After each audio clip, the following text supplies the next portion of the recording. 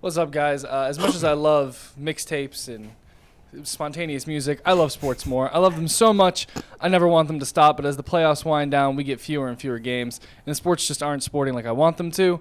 But FanDuel lets me keep the sports going whenever I want. All I have to do is open up the app and dream up bets anytime I'm in the mood. And this summer, FanDuel is hooking up all customers with a boost or bonus daily. That's right, there's something for everyone every day, all summer long. Head over to FanDuel.com/UCSS and start making the most out of your summer. FanDuel, the official sportsbook partner of Major League Baseball.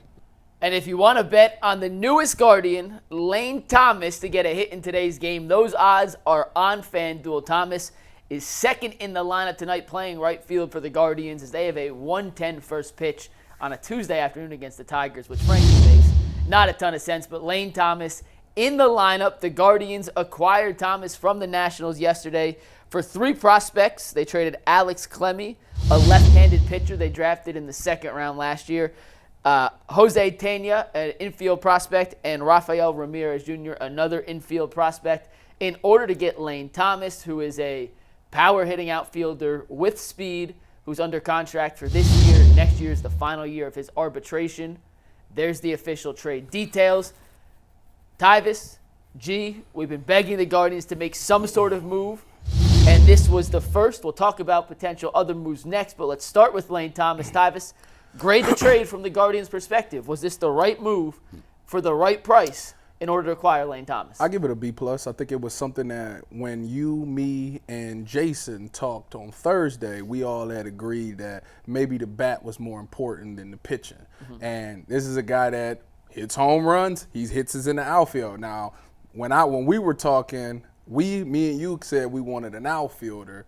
Jason said, I think he said shortstop. So we were in the ballpark. Obviously, the name isn't like a big-time name, but he is a productive guy, and he's a guy that we need that can come in and solve an issue that we have. I think it's very interesting that we'll get to see him today, putting him in right field, putting him at right field, and he's batting in the 2 holes. So that is going to be very electric to me. I think I love the move. I'm glad that they did something because the quietness was starting to bother me a little bit. I'm not going to lie, but this move right here tells me that they see the potential. They see that the hitting was an issue this month. Obviously, things have gotten a lot better over the last couple of games, but earlier in this month when things was down, they'd seen that they really needed that extra guy that could come in and be a spark and be a game changer. So hopefully Lane Thomas is that for the Guardians. G. Bush, what say you about the Lane Thomas acquisition for the Guardians? I was excited about it. Bull had the breaking news. I was looking around on the internet last night, poking around. Bull pops up while he's in Seattle. He breaks the news, says we got Lane Thomas, and I'm like this. I had to give him a slow clap. Thank you, Guardians. You people in the chat yesterday was sitting around talking about it like, come on, man, y'all guys act like, eviscerate them when they don't do something, right? Wait to see what they're going to do. And guess what? They did something. So I'm a big believer in keeping the same energy all the way around. If I'm killing you because I feel like you ain't doing nothing and I ain't heard nothing, I can't come on here and just simply grade the move and be like, I'll give it a B+ and want to be all reserved. No, I was killing y'all yesterday. I had a whole thesis statement on why y'all was playing around and whether you was wasting José Ramirez's life. Well, guess what? I love the fact that you heard what I said. That was wishful thinking. They probably didn't care about what I said. No, they definitely watched. And guess what? You finally went out and got me a bat. You got a stick. You got a dude that put up 28 home runs. He pounds lefties. He can move on the base paths. He's a corner outfielder. And how many times have we talked about the corner outfielders just like, hey, can you have a corner outfielder like Quan who puts the ball in play but not getting nothing in the right field? I like Will Brennan. I like Big Christmas. I like some of those guys.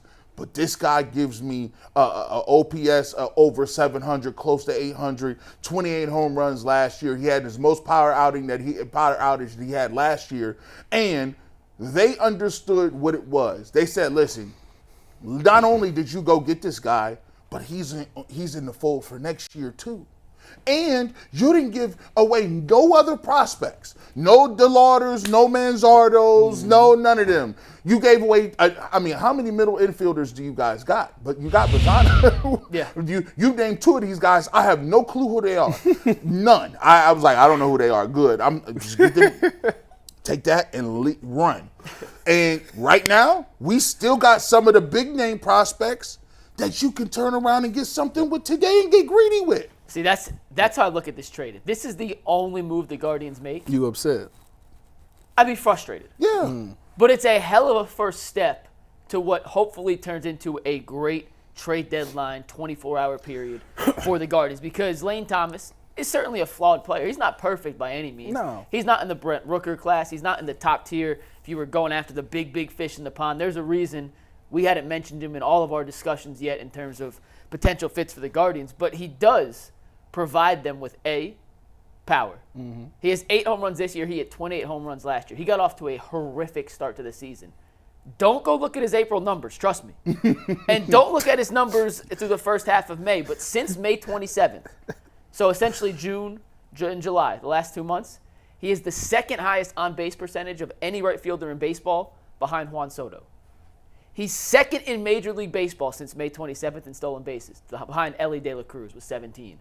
He gets on base, he can steal bases, and most importantly, in this Guardians lineup that is so heavy and so laden with left-handed hitters who struggle against lefties more than they do against righties. This guy, Lane Thomas, destroys left-handed pitching. That is his number one asset he's bringing to this team. These are his career stats.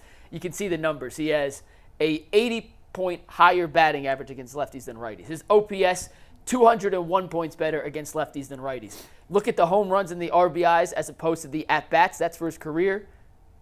He does work against lefties. And when you can add a right-handed bat with speed, with power to the top of that Guardians lineup, even if he's not an everyday player, I'm sure he's going to get platooned. He's not great against righties. You could switch in John Kenzie Noel or Will Brennan if he gets backed up. Like, he can switch. He has some versatility in the outfield. But he's certainly an upgrade over what you had, and the price you paid matches the player you got in return. You didn't give up one of your big-time prospects to get a mid-tier player. You gave up mid-tier prospects to get a mid-tier player. And Alex Clemmey, he was the top prospect in terms of their rankings they gave up. He was a second-round pick last year, drafted out of high school. They just drafted 11 pitchers 2 weeks ago in the draft to replenish the farm system. To get players, you have to give up players. And, of course, you may miss in a prospect you give up, may turn into something special. Mm-hmm. But Clemmey wouldn't sniff the majors for at least 3 seasons. He was still in single-A ball. That's a long way to wait when this team right now is in the playoff and World Series hunt. I like this as a first-step move for the Guardians. Well, anything with a 2-bag or a shortstop on it, you're not playing for us. Sorry. You're done. Because of Jimenez. You're done. What are you doing down there? You might as well switch your position to third base or somewhere else or DH game. Oh, I forgot one stat on Thomas I forgot to mention. Last season, this is the player you hope you're getting. He was one of 7 players in all of Major League Baseball. One of 7 with 35 doubles, 25 homers, and 20 RBIs. That's the kind of player Lane Thomas can be. And if you insert that player into this Guardians lineup, changes everything. I tell you what, the one thing I like about it is that you seen the reaction. I think they asked Jose after the game, and I think Tanner Bybee was like talking about it before. This team wanted the upstairs to do something. I'm not gonna say they was frustrated with him, but we talked about it. When your organization makes a trade for a player, it tells you the players that's on the team currently that they believe in the season, and that might be a spark that you need. And hopefully that they see this and they like, all right, so upstairs is with us. They like, all right, we doing good this year. They can see us winning it, so they trying to help us out. And hopefully that chemistry, that positive energy just goes through the team, and we just see them gel together. And hopefully Lane Thomas comes in here and just goes back to last year, just start knocking home runs out. And you know the crazy part about it is when you look at when you switch from league to league, ain't no book of business out on a lot of cats. Yeah.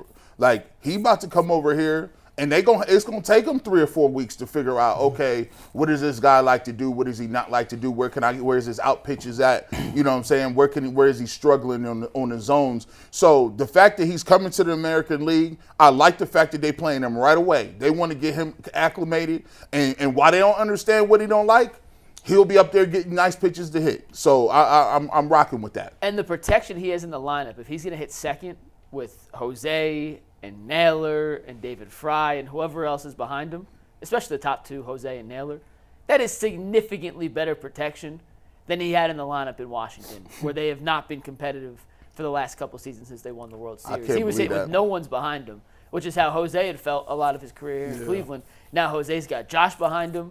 Lane Thomas is going to have Jose behind him. And if Stephen Kwan, who I know his batting average has dropped pretty significantly since Tyvis said he was going to hit 400, but if he's still getting on base at the rate he is, you now have a guy in that 2-hole with speed on top of it who has a chance to drive in a ton of runs. I think it's a really good first move.